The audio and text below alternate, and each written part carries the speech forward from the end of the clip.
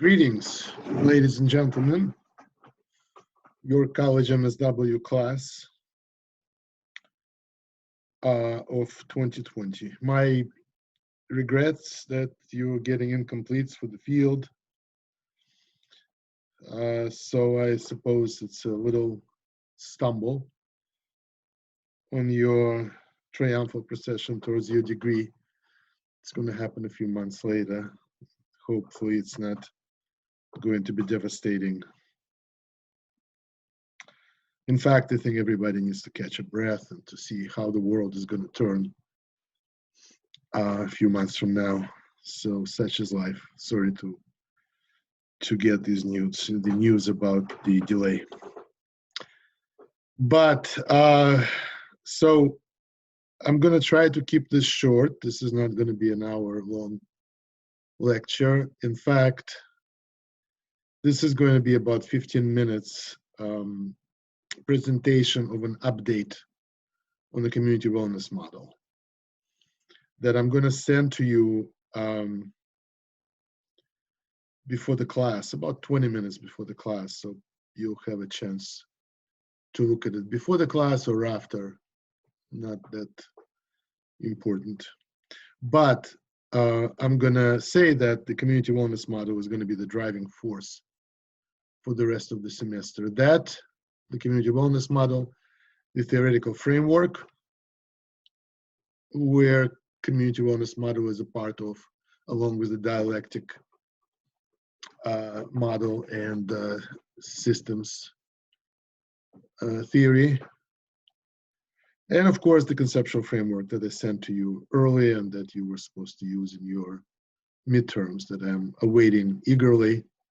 I understand there's going to be some delays, which is fine. So let me turn to what I have for you. Oh, hold on a second. I'm supposed to do a share. So share screen, and I'm going into this. Okay, so you have this on the screen now, and that's your PDF file for the course that I just updated and uploaded. Not going to go back to these slides that you already saw, where I'm making the case for social workers being first responders and also articulating the three perspectives on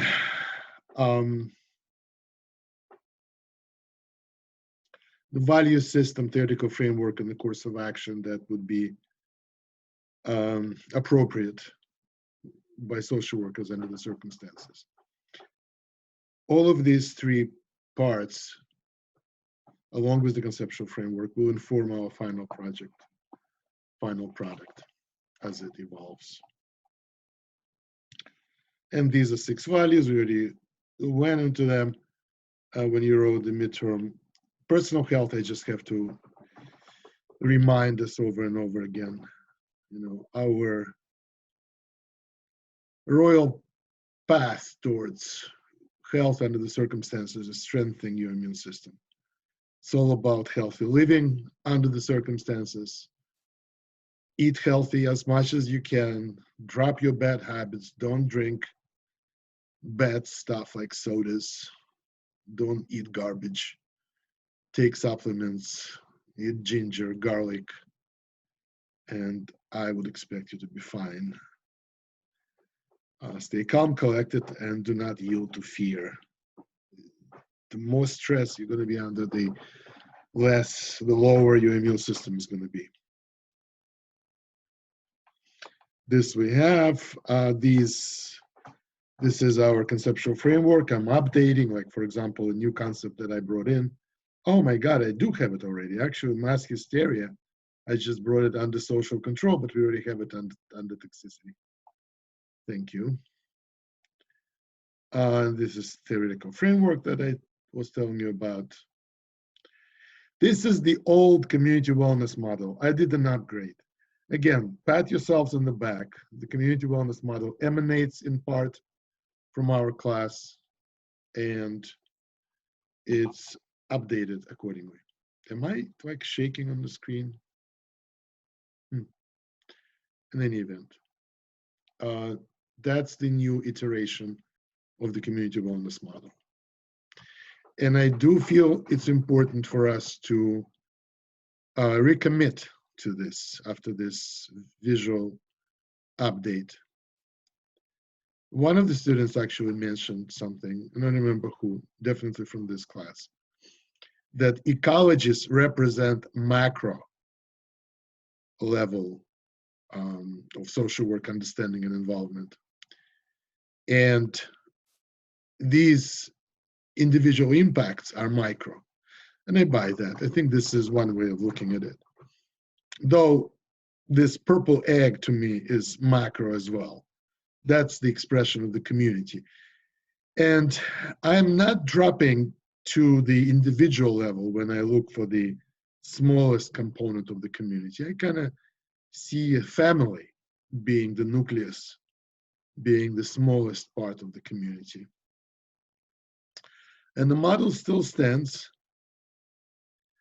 The 4 types of ecology: social, cultural, technological, and natural ecology, are in a reciprocal, I want to mention this, relationship with the community, meaning that these ecologies influence the state of wellness of the community,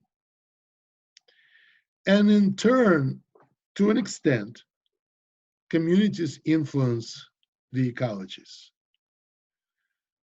And that's the very important part of this model, is that the relationship is reciprocal, is that community members, humans, have the ability to despoil the environment, the natural environment, for example, but also they have the ability to restore it. Social ecology, such as governmental structures, institutions, have a great deal of influence on the community, but community could also change those structures as well.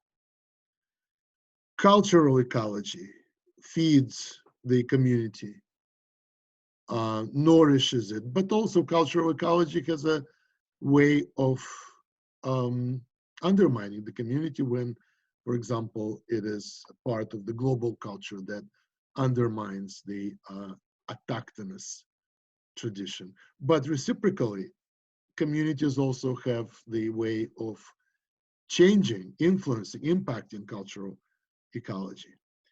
Technological ecology has a great deal of influence on the community, in many ways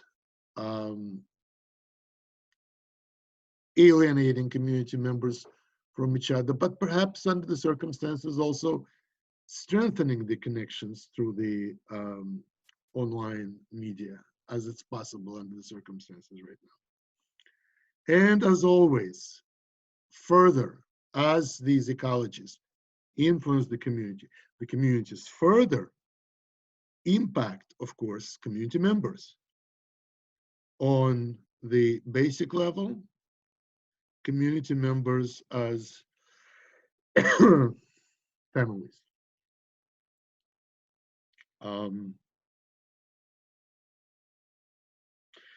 In 4 ways: spiritual health, ecologists could strengthen spiritual health or undermine. Ecologists could strengthen emotional health or undermine it. Ecologists could strengthen physical health, undermine the same thing with intellectual health.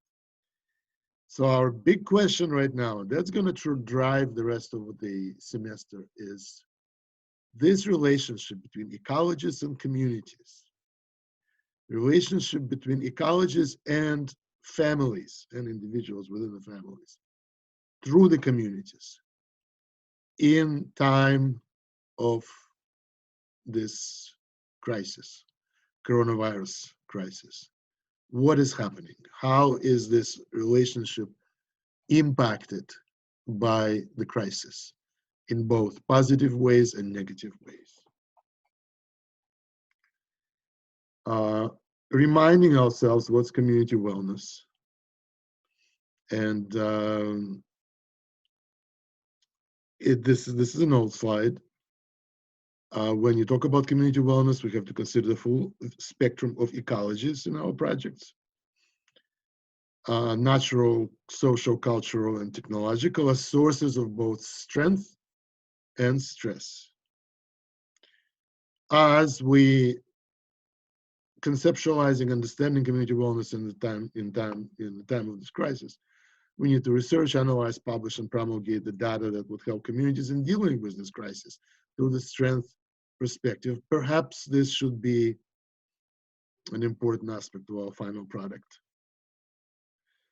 3, consider the impact of the crisis on your community, and we have to figure out what is meant by your community, because I kind of want us to consider one community. Perhaps should be your college community. I don't know.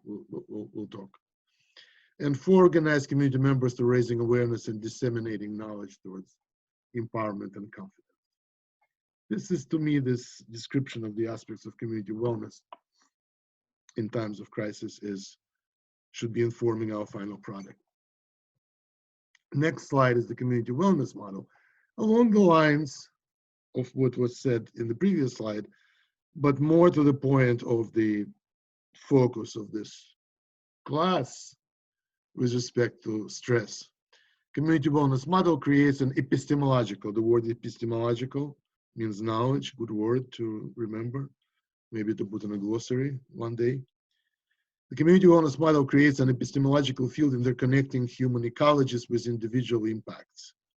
An individual, I'm more seeing like family impacts. Provides guidelines for inquiry, framework for educational methodologies, and pathways for professional action toward systemic community improvement. Natural, social, cultural, and technological ecologies are sources of both empowerment and toxicity.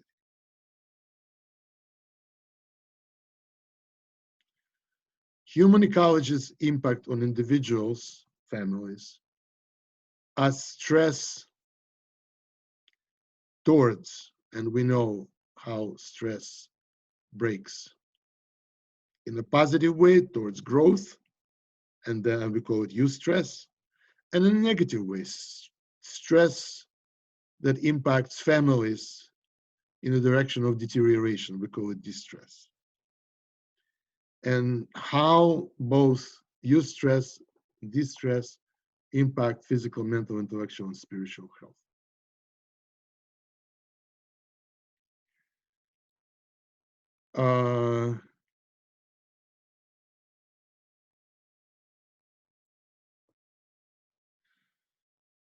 Back to the dialectics. We did not talk about this too much before, but social ecology, the dialectic, the conflict that drives, determines the dynamics of the ecology known as social ecology, is the dialectic between Gemeinschaft and Gesellschaft. This is nothing new to you, social ecology right here. You know what these concepts mean. They're opposite to each other. Gemeinschaft and Gesellschaft, our business relations, our formal relations, as opposite to the familial relations, informal relations. And we have to remember that, and we have to consider that. And we have to consider how this dialectic plays out in the times of this crisis. The cultural ecology is understood and determined by the dichotomy, by the dialectic between the autochthonous and global, reminding ourselves, and we positioned, juxtaposed the autochthonous, native culture. Native as the one you were steeped in, usually associated with your heritage, with your cultural heritage, with your ethnicity, with your religion. Usually autochthonous culture is peculiar to a particular group, and it goes back, way, way, way back, by hundreds, sometimes thousands of years. What would be examples of the autochthonous culture? Jamaican culture is an autochthonous culture. Haitian culture is autochthonous. culture. Native American cultures like Sioux, Papago, Hopi, Zuni, these are autochthonous cultures. German culture actually may not even exist because it's kind of semi-global culture. Germany did not even exist as the one unified culture up until the end of the 19th century.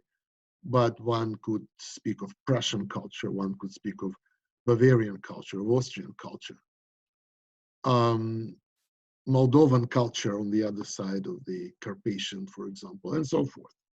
So these are autochthonies. These are native cultures that go back by hundreds of thousands of years, juxtaposed with the global culture. Global culture is not native. It's not natural. It's most of the time concocted, and therefore has this very big, very important marketing and commercial component. So, and by the way, the global culture could certainly exploit, if you wish, the autochthonous cultures. Like think of the world music and think of the commercialization even of autochthonous Jamaican music like reggae and how much of the commercial success indeed that was. What is the dichotomy of technological culture?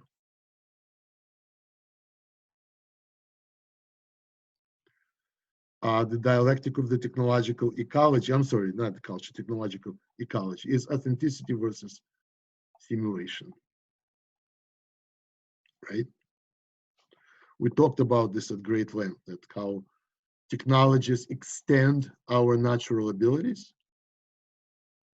And by that, technologies deprive us of our natural abilities, and how technologies indeed replicate our natural abilities, how they virtualize those natural abilities and therefore replace them. So replication means simulation. Virtualization means simulation, copying, and enhancing. True, but this is not authenticity. Authenticity is the natural state of ability, innate state of ability, the one that's utilized and embraced by a human. And therefore, it's antithetical and opposite, dialectically opposed to the notion of simulation. Authentic and simulated are the opposite to each other, as true and false are opposite to each other. Finally, natural ecology. How does that break down into the dialectic? Natural ecology is the dialectic of nourishment versus toxicity. And to drive that point home one more time, natural ecology could and should, if you ask me, be the source of nourishment, as it always was, as sun is, as water is, as soil that gives crops, as sunset source of inspiration, and so forth. And at the same time, the same ecology, when despoiled, can be a source of toxicity, just like water would become poisonous when polluted, when soil becomes poisonous and yielding poisonous fruit when it's over fertilized, over insecticide, over herbicided. So therefore, in the context of the natural ecology, nourishment versus toxicity would be the defining dichotomy, defining dialectic. That's all that I want to say in this video. Again, I wanted, well, maybe I'll add just one more thing, that, and I keep saying this, I have to replace this. In turn, ecologies impact health of individual community members. I really want to replace this by families. I really don't want, I want to get away from that atomization of community into individuals and replace it by a family as the smallest unit. Even if it's a single person family, it's still a family. But even if it's a single person family, that single person still came from a mother and a father, and perhaps had children at some point. So I really want to de-individualize the notion of the smallest unit of the community. And yet, when we speak of the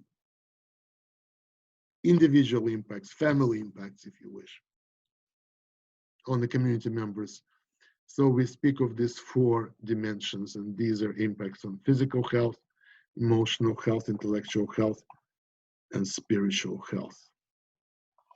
These are the impacts of the social ecologies. So the tall order for the rest of the semester is translate the impact of social ecologies into the notion of stress that we already explored, break stress down into eustress and distress, and to show how these ecologies, through stress, impact communities and community members along the lines of spiritual, emotional, physical, and intellectual health. So that's vaguely our task for the rest of the semester. With this, I'm going to finish this video and send it to you in short order. Okay, so I will see you very, very soon.